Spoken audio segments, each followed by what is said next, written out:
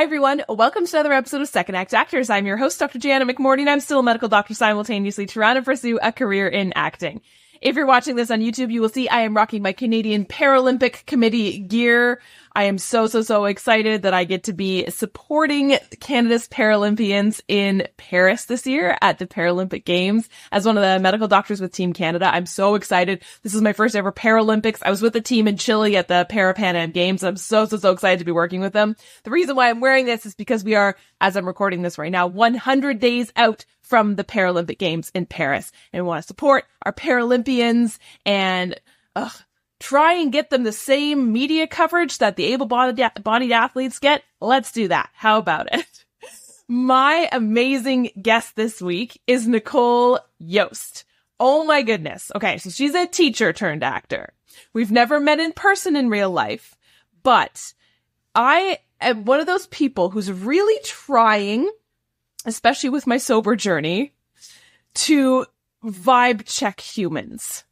And what I mean by this is that, you know, when you meet people, you kind of get a vibe about them. And it's really hard to get that nice vibe or bad vibe or whatever vibe from them when you're not sober. Now that I'm sober, I'm really trying to listen to that vibe check that my body gives me when you meet people. Let me tell you, again, why I'm telling you this is because when Nicole logged on to record this chat, the good vibes I got from this human being virtually through a screen were off the charts.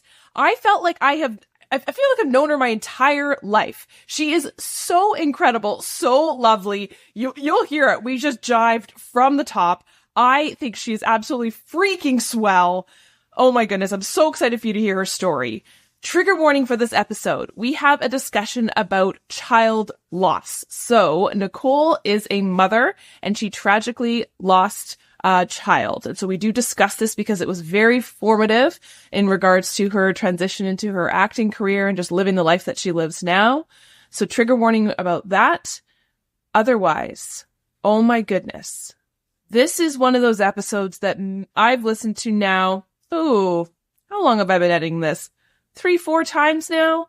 And I get hit with new information, new gems, new energy from Nicole, just bursts of wonderfulness every time I listen to it. I'm getting a little choked up already.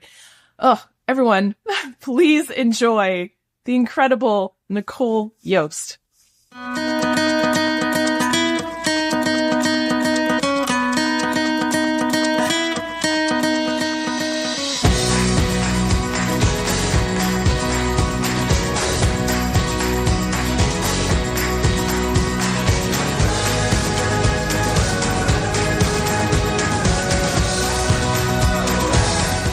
Tell me your story. How did you get into this crazy business? So I started acting in theater when I was 7, and I thought that's what I, wanted to do with the rest of my life, is be an actor. But, powers intervene that tell you, oh, you need to get a real job. So I did, and it came back around, and here we are.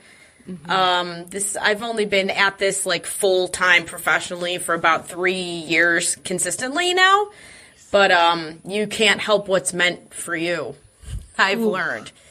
So, still here, still doing it. Okay. Tell me about what it was like as a kid. I know there's always people around who are well-meaning sometimes who are saying you're adorable and you're, as a performer, but yeah, get a real job. Tell me about that transition from maybe I want to do this, but I got the real job. Well, I mean, it's kind of like I hate to use the term come to Jesus moment, but I kind of my family had one for me. I had to decide at a young age that this is what I was going to or not going to do. And I continued to do it on and off through high school, through college, but I had to get that real career, so I actually became a teacher. And, you have people that tell you, what's good for you, or they think they know what's good for you. And then you have other people telling you, no, you're on the right path, you're doing the right thing, you're meant to do this, stick with this, it doesn't matter what other people say. And when you're 7, you're going to listen to that. When you're 17, you're like, okay, I really want to listen to that, but then the other powers that be are telling you that it's wrong, so then who do you listen to? So I was, like, stuck between 2 worlds of, like, the theater world and then the real world, even though it is real. Yeah. What did you love about performing when you were young? Honestly, the applause. Hell yeah! I mean, I loved nothing more than to hear people clap for me, which sounds kind of shallow, but really what I liked was if my character had done something or said something, I would wait for the reaction from people, and I loved hearing or ah or whatever, and I would, part of me would wait for it. And I loved it because to me that meant I'm doing something right because somebody's into what I'm doing. So for me, that was probably the best part, honestly. Yeah. Well, how do people feel in front of you, what you're doing? Right. That is huge. Right. You're like, I am convincing. Yes. Well, like there's not many things in this world that can cause other people to have emotion more than art, honestly, right? There's not much. Yeah. Okay, so you're in high school. You go to university, teacher's college? How'd that work? I went to university first, and I got a degree. I have a lot. I have a lot of degrees that I don't use. But I got a degree in communications, so, the general, whatever. But, my plan was that I actually wanted to be an agent, and I started to go down that track and quickly realized, no, I don't want that. So then, I floundered more for a while in what do I do with this, and I still continued doing theater and, learned more about the industry and ended up being a teacher. For theater and film and television, but also for Montessori. So I've taught preschool through 6th graders pretty much every subject area, including acting, in my lifetime. So cool. That's what I ended up doing, yeah. And so how long were you a teacher for before you said, I'm going to do full-time acting?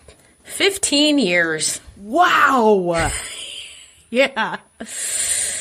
What changed? What happened that made you say, I don't want to teach anymore? Well, to give a little backstory, so I have a son who passed away. So he'd be 9 this year, and now he's in heaven. Hi, Brayden. I am How are so you? sorry. Hi, Brayden. Thank you. Hi, Brayden. He made it sunny today. I actually have a window here, so he gave me lots of light, so I know that was him. Thanks, buddy. It is so sunny. I don't know. Yeah. Thanks, Brayden. Thanks, buddy. But, I was teaching before he was born, and after he had passed, the passion that I did develop for that, was gone. And I sort of forced myself to do it a few more years, because what else do you do? And then I'm like, I need something more for me. Other people were telling me I need to get a hobby, I need to go back to something I love doing, which is theater and acting. Okay, fine. So at that point, I had expunged it from my life for several years, thinking that was the right thing to do.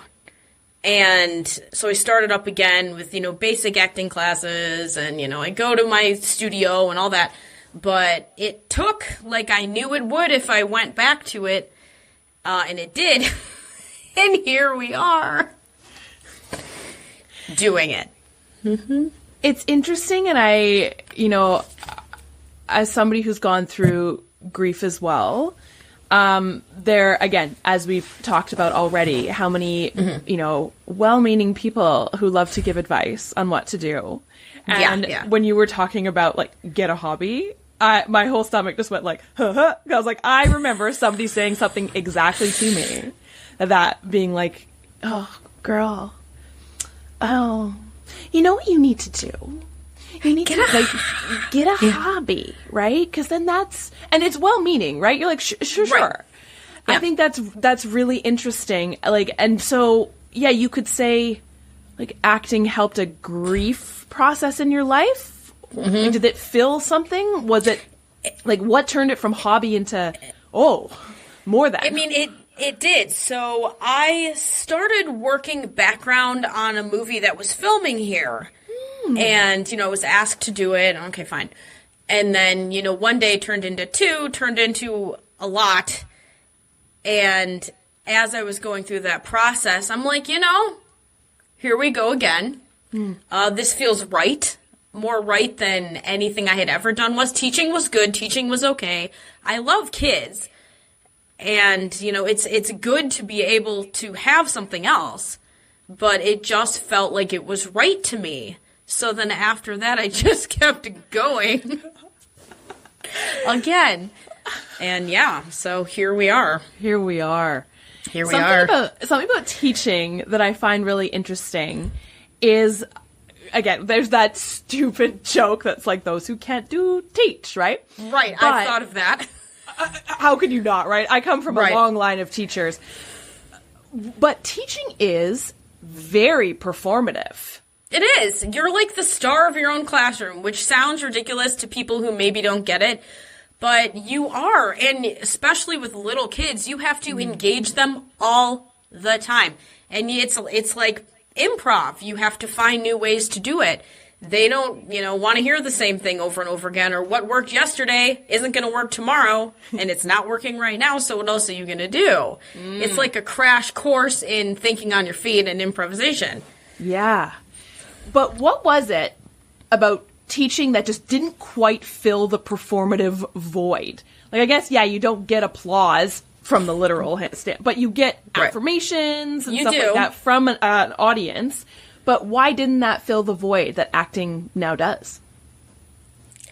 I felt like I couldn't be as creative as I can as an actor. And in education, you have certain standards you have to meet. You have a certain curriculum you have to do. In Montessori, where I come from, it's a little more flexible than like traditional education tends to be. But still, there were so many things I wanted to do and, for lack of a better phrase, parts I wanted to play that I couldn't as a teacher because my worldview is like this big and acting is like this big. So I think it was really my need to just be someone else, honestly. Oh.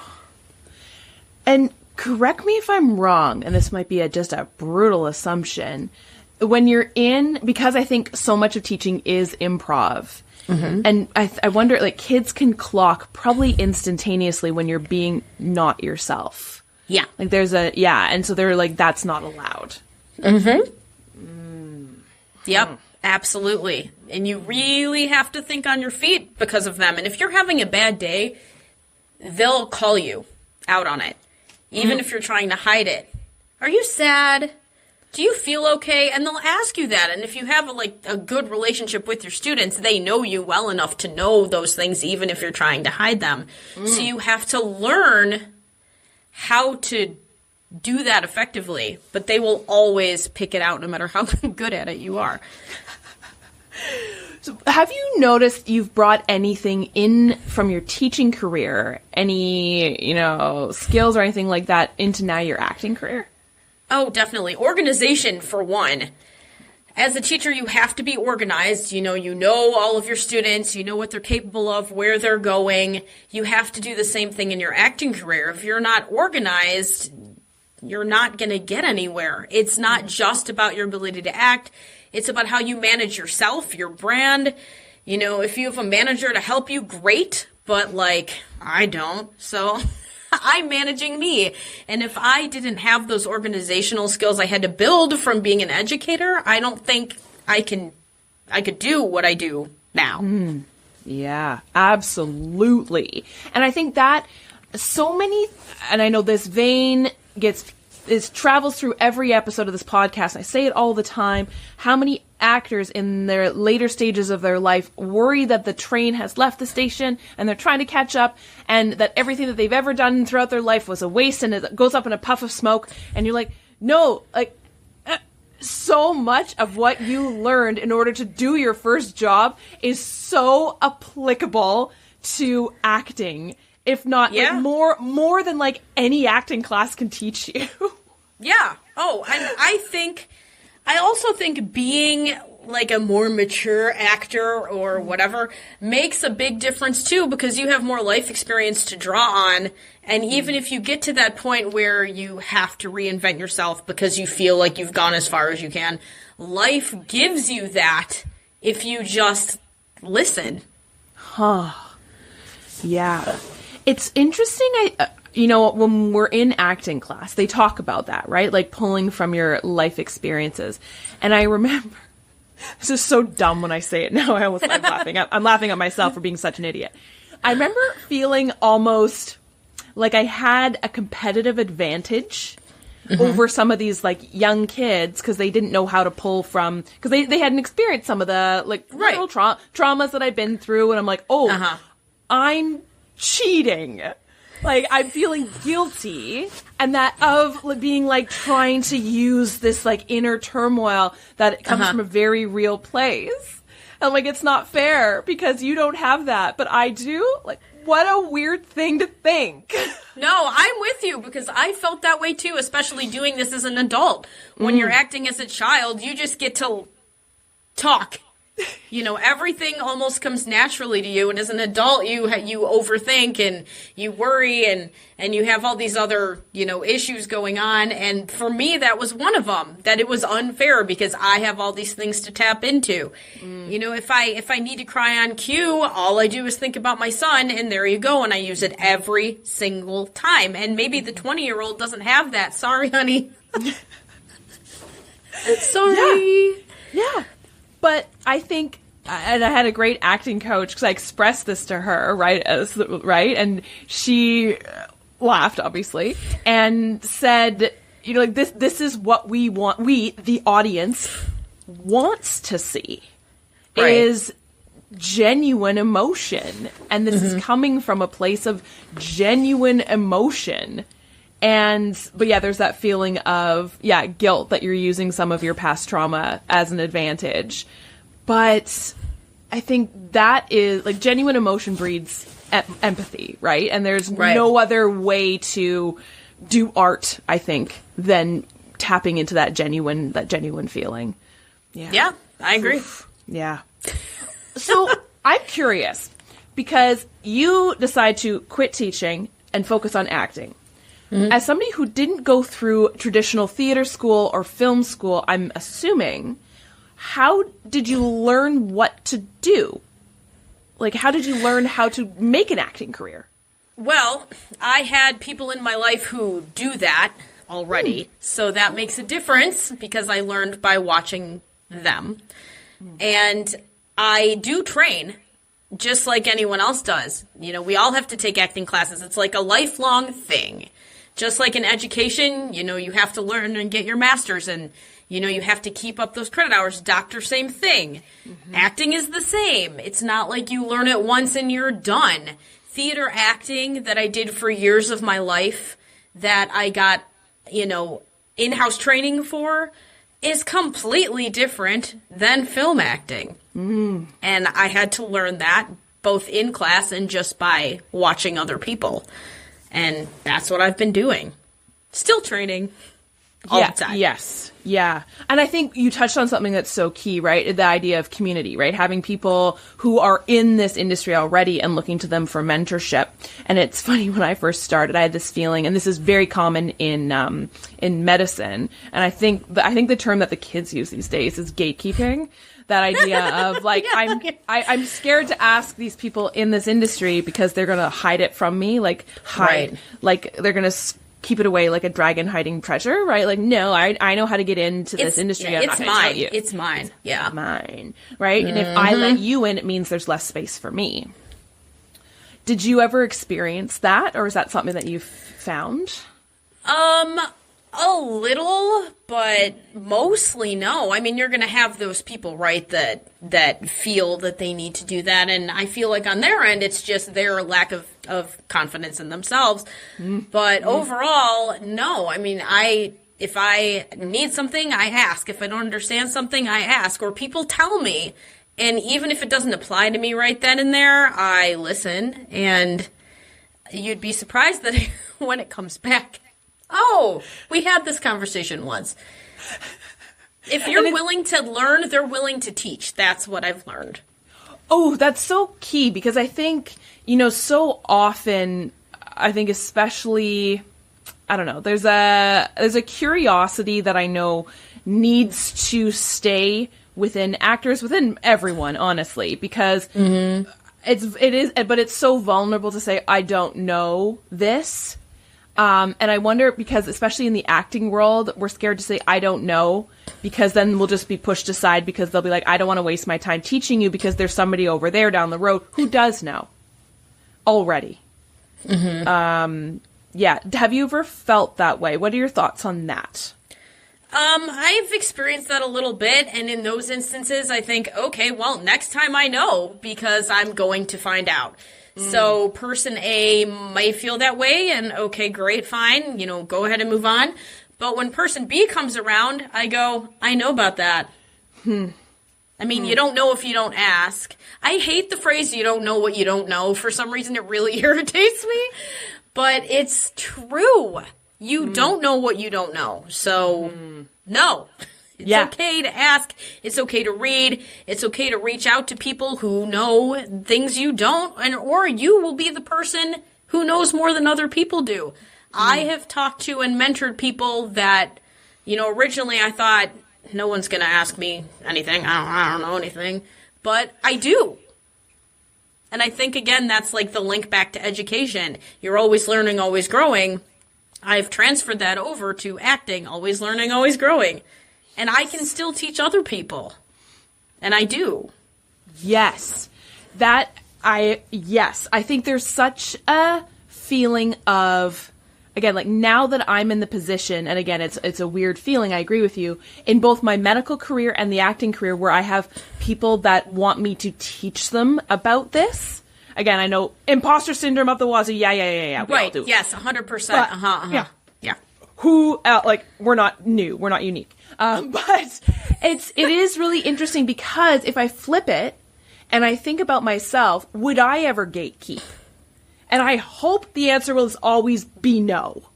Right? Of course, yes. I'm going to say to somebody young in this industry, young in the, not in like the age, chronological age, but I hope, and maybe that would be the time that I would need to quit, is if I become a gatekeeper, being like, no, I'm not going to tell you the secrets. Right.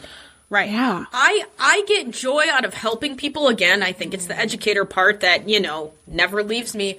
I like it when I can help someone, or when they understand it. Just like when children get a concept and that you've been working on, and then all of a sudden it's like click, and you see it in their face, you see it in their eyes. I think it's the same. Yeah. Except I have that feeling in myself when I help someone else. Got it. Yeah.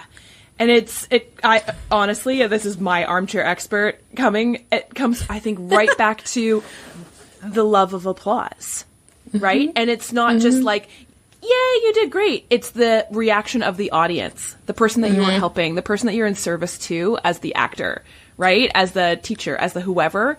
It's looking at a scene partner or the audience, right? And wanting that reaction back. The parallels are crazy. Yeah. Yep. Yeah. Now, you're in the industry now. Has there anything that has surprised you coming in, especially after a long career in education? Honestly, yeah. The not booking as many auditions as you think you would. Yep. I know that you're not going to book everything you audition for.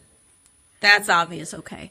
But, sometimes you go a really long time, and it's super frustrating, and I think anyone in this industry will agree with us. It's super frustrating. You can do all the right things, and it doesn't matter. In education, you see the growth in your students, or if there's a trouble spot, you work on fixing it, and you have all these different markers that tell you, I'm doing the right thing, even if progress is slow. Here in this world, sometimes not so much. Am I doing the right thing? I'm still getting auditions, but I'm not booking any of them. Why aren't I booking any of them? Is it me? You know, sometimes you can ask certain people in your life, and sometimes you can't, depending on who they are. And you don't get the feedback acting that you get in education. And for me, and still for me, that is the biggest hurdle that I still deal with, because I just have to be okay with, I don't know. Yeah. It is twofold for me in the fact that, part of that is the fact that there's no control. Like, we have no control over that, which drives me none. insane. Zip. But I think, the lack of feedback is shocking. And because, like you were saying, you got not only feedback instantaneously from your students, I can only imagine, but also feedback from your theater acting. So now you're in like film and TV, and there's nothing. Like, how do you know progress? Right. And I get it. I mean, they have a lot to do. They're not going to be like, oh, it was nice to see your face, but here are the 20 things you did wrong. Or here's what we didn't like. And I don't expect that. But, like, you know, once in a while, good job, sorry didn't get picked, would be nice. Not going to happen. Not going to happen. Yeah.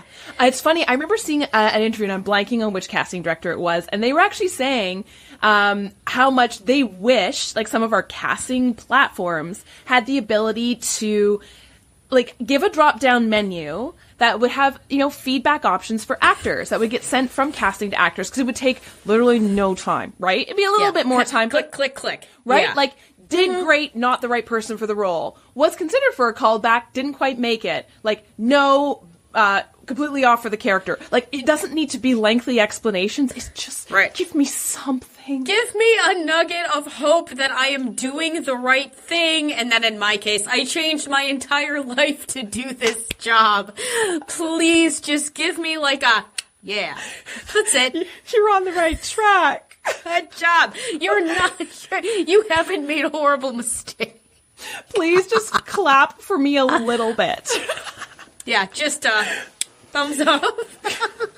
So, and I know this is such a loaded question. How do you measure your progress now? Is that something that you feel like you still need? How do you find ways for feedback? That's a good question. So, do you know who Wendy Elaine Wright is? Oh, I've been told her name so many times. Okay. Yeah. So I'm taking her advanced course right now, so it's all about publicity and things like that. So I have, through that, it has forced me to do some things that I really didn't want to do or didn't think I had time to do. Like, I'm in the process of starting a YouTube channel. I never wanted to be that person. And I feel like when you have a family and, like, it's hard to find time for that. But because of her and the class that I'm in, I'm pushing myself to do these things, starting my YouTube channel. Every time I do voiceover stuff, and I do kids' audiobooks. So every time I do one, I make a little poster about it myself. I promote it myself. And even though, like, the whole world isn't seeing it, you know, people in my life do, or I'll, like, you know, post it on Instagram, or I'll post it on Facebook, or, you know, whatever. Here's a link to my YouTube channel. But even just those little things are how I'm getting through it, because I need some sort of measurable something that tells me this is still the okay thing to do. I mean, it's great to have confidence, but, you know, sometimes it's not enough. Well, and I think that's really, really important to hear, right? I think a lot of people are looking for ideas for what to do, and whether it's right for them or not, it doesn't matter. Everything that you do that I think is, in this industry, that is forward-facing, and again, putting yourself out there, whatever, but it is that planting little seeds and just also continuing to remind yourself that what you're doing is correct. You know, that's affirming for you. Yeah, and it's hard to put yourself out there. You feel you're already doing it every time you audition. Why do I have to do this on YouTube? Why do I have to make a LinkedIn post? Why do I have to blah, blah, blah, blah, blah? But I am starting to see now why that's so essential.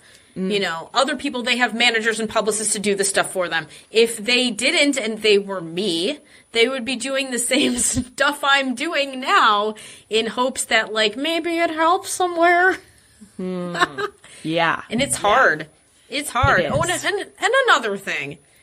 You know, with 15 years of teaching, and I'm sure you feel this way in medicine too, like, you get to a point where you know what you're doing. Yes. Mm-hmm. And you expect that level of knowledge and understanding to just transfer over. But it doesn't. Even though I am a veteran teacher, I'm a freshman actor. And it's horrible because you're like, no, I'm not. I'm not 22 years old. How can I possibly be new at anything? But you are. Yep. And how many times I've thought, and I've had to change, again, my mindset with well, of course, like, simple things like I'm auditioning for a nurse role. I never go out for doctors. I don't look like a doctor. Right. I don't go out for teachers. I'm way short than what they think teachers actually are, too. And it's so I'm like, funny. teachers are 5 feet tall. Hello, I did it for 15 years. But, like, no, that's what the children are, right? Right. Yes. Yes. But it's like, why would they not cast me? Right. I am a veteran at speaking healthcare language. What is wrong with you people? This is insane. Yep. I thought we were trying for authentic casting. And like, no. You're a baby actor. The veteran actors can be a nurse just as good as you can. I'm like, oh. You're like, but I do it for a living. Right? Hello. It blows my mind. And I also fully understand where they're coming from. So, yeah. Yeah. It makes me angry, but I'm also like, yeah, okay, fine. I got to do some, like, surgical hand doubling for a medical show that they filmed here in Toronto, which was so neat. I never auditioned as an actor for the show, even though I was like, why can't I be on this damn show? I am the type of surgeon in real life. I know what you're talking about. Yeah. Right? But then I see the actors and they're doing their thing and I'm like, God damn it. You are an actor playing a doctor. You're great. You're doing it. It's like speaking another language, right? Mm-hmm. They're trained to do it and they will do it. You're like, yep, okay, I see. I understand. You know, it's, yeah. Yep. I concede. I concede. Yeah. No one cares if they cast a real-life teacher in the role of the teacher role, a real-life doctor in the role of the doctor role. They do not care. Nope. No one cares. Nope. Yeah. Nope. Because to them, you don't look like a doctor. Exactly. Or I don't look like a teacher. Yeah. They're like, I'm confused. Yeah. Well, with that being said, do you have any advice for anyone looking to start into this industry later on in life? Well, I definitely would say keep your day job as long as you can. Within reason, of course, but things just don't happen fast. And I think, culturally in the world today and how things work, we expect immediate. That's what we're all, like, mentally trained to see. And it does not happen that way. In our world, as it stands now, I would definitely say go for it. You should. If you have a passion and something you want to do, then by all means do it. Life is short. But just know that it's not going to come as easily as you think most of the time. I mean, people get lucky and, like, people have connections and good for you. Congratulations. But overall, no. Mm-hmm. So just do it. Don't quit your day job. And, yeah, do it. Just try. If it's not for you, you'll know pretty quick, I would think. Yeah. I think the hard thing is, and we always get in that mindset of the psychology term, like, sunk cost fallacy. Like, once you put money into it, you're going to keep doing it. And I think, we definitely are guilty of that, I know, because being an actor is not cheap. No, it's not. No. So do you have any advice for, like, where should people start? Well, start at any local acting class you have, even theater classes. I mean, yes, theater is a whole different animal, but if you've never done it before and you think it's something you might want to do, start there. Community theater is an amazing place to grow and cultivate your abilities and to even see if you want to do it. You might think you do and then get on stage and be like, no. Or if you have, like, we have a great studio by me called First Team Actors Studio, and that's where I've done all of my on-camera training. Take a class at something like that. They have very entry-level, welcome to this world, like the world of film acting type classes. Take one of those. Maybe you love it, maybe you hate it. Start there. And, like, you can, if it's an interest of yours, you can get cheaper, basic equipment on Amazon. I mean, that's how I started. I got a ring light for $30. I have my blue screen that I still use is still there, my blue and green screen thing. I painted my office gray for when I need theatrical. Just take that down and everything I do is back there. But you can start small and change as you go. And there's nothing wrong with that. And people don't know. You could have all the technical equipment and all the highest equipment, and that's not going to make your abilities any better if you don't have them or, you don't want to do it. So why waste the time and energy on that and actually put it into training and learning and growing? I got an audition once when I was on vacation. I had no equipment at all. I didn't even have a proper place to do what I was trying to do, and it was just a winging it situation. And I booked it with nothing. Just someone holding my phone like this. Yeah, and I think those things happen so much more often than we like to admit because we want to control the things we can control, right? We want to be like, okay, I'm going to get a new backdrop for Christmas. I'm going to get a new blah, blah, blah, a new camera for my self-tapes, and they're going to be amazing.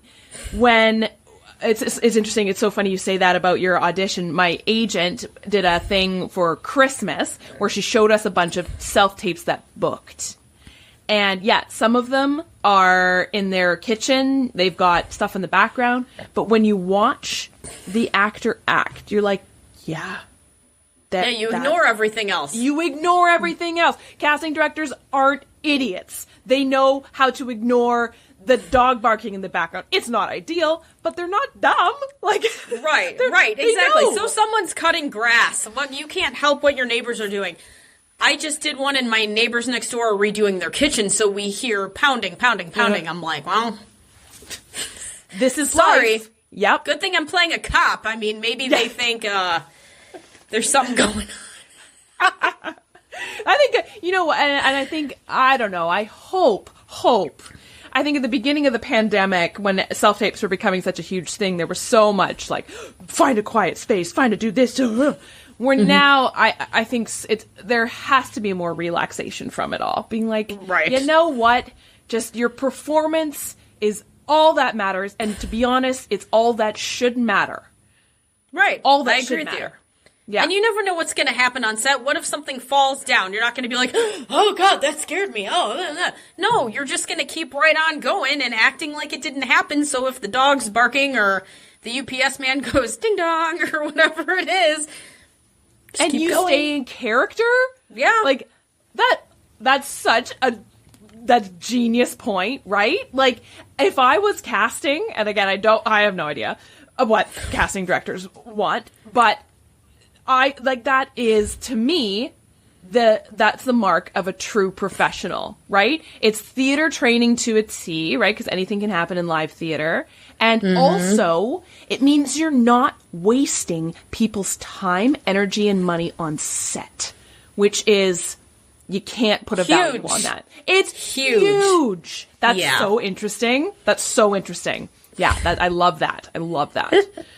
Did you have any cool or fun on set or on stage stories? Oh, geez. Yeah. I'm looking at my notes real quick because I did write something down, but I don't remember what I said. What did I say? Haha, okay, I remember. So I actually have two. I have two, and I'll be real quick about them. So one, doing live theater. I was doing this play called Hay Fever. So it, takes place in England. It's by Sir Noel Coward, and it takes place in the 20s, I believe, or 30s. I don't remember now. Somebody had put a live fish in the scene. So we were going to get family dinner and we were talking and all that. I go to open up the bowl and there's to get soup and there's a live fish floating around in there. Yeah.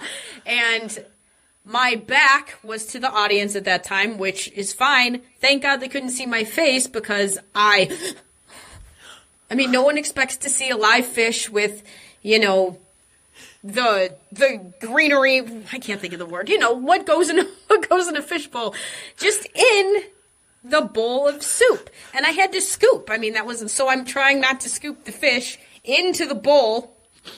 And I'm carrying it back to the table and I'm talking, I'm talking in my British accent while I'm doing it. And I'm trying to, with my eyes, tell people, there's a fish back there. Because part of the scene was each person would go and get, the bowl and, talk. So I tried to warn them, and I couldn't see what was going on behind me. So as each person would go, you can just hear clank or, someone shoo, and I know that they jumped because they're not expecting to see a fish. My God. But it was there, it was fine. It ended up going home with one of the cast members. Oh, my Lord. But that was memorable. That was a while ago, and I still remember it.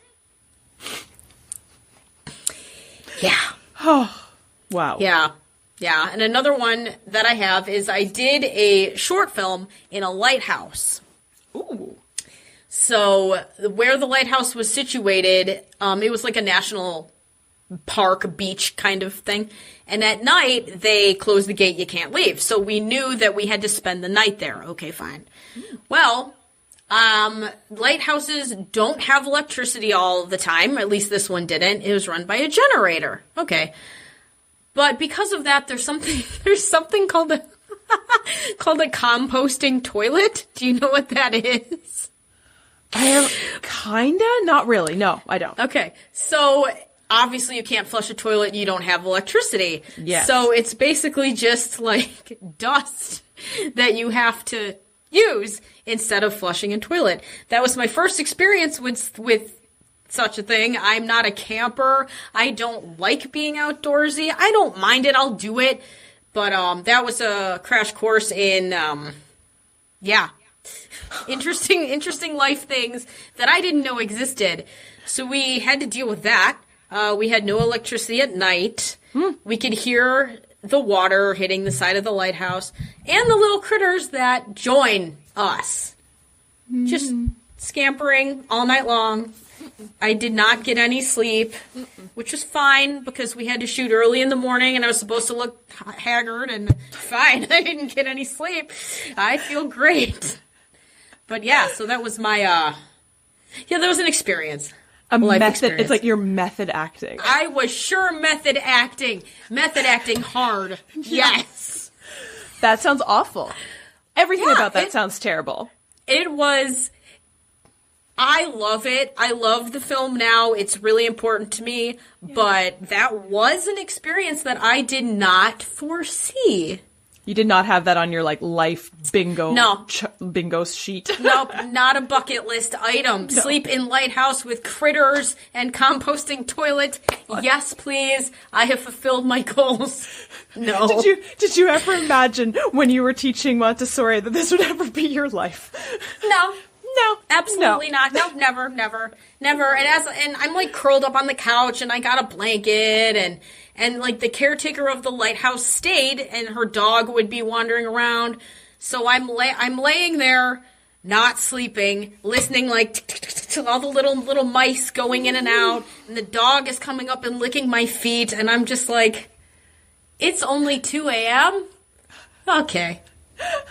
I love it. I'm a professional actor. Right. I'm like, this happens all the time to people, doesn't it?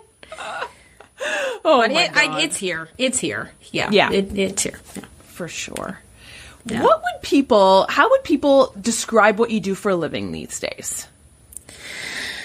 Well, my daughter tells me that I play pretend and I yell at people who aren't there.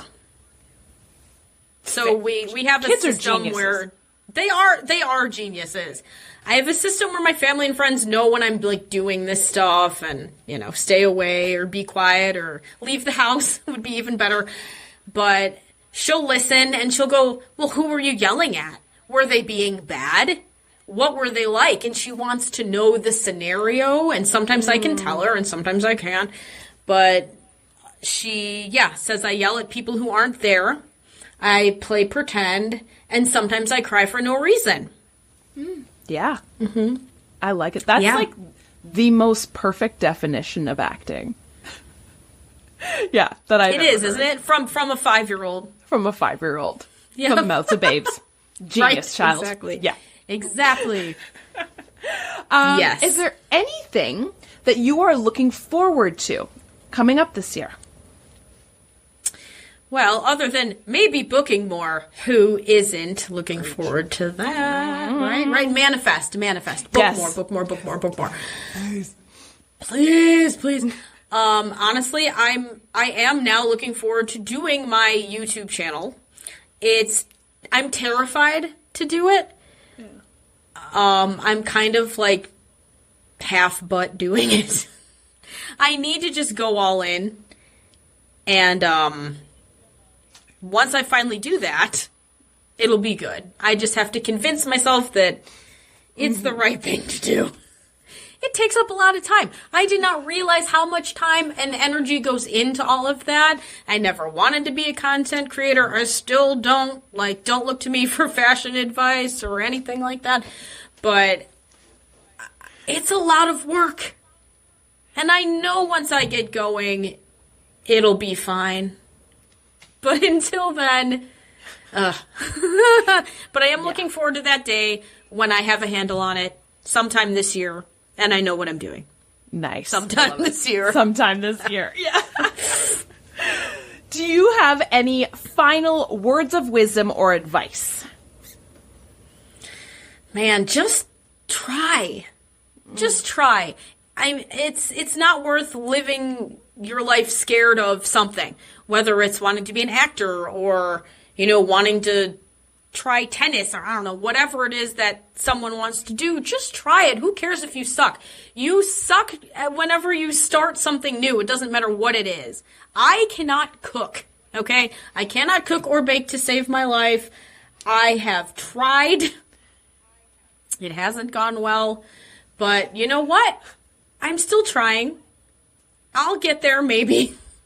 But I'm trying, and that's what other people need to do. Just try. Who cares if you don't do a good job? Or who cares if it's scary? Or who cares if you fail? At some point, everyone fails at something. So just do it. Just try. I love it. You never know till you try, but it's real. It's real.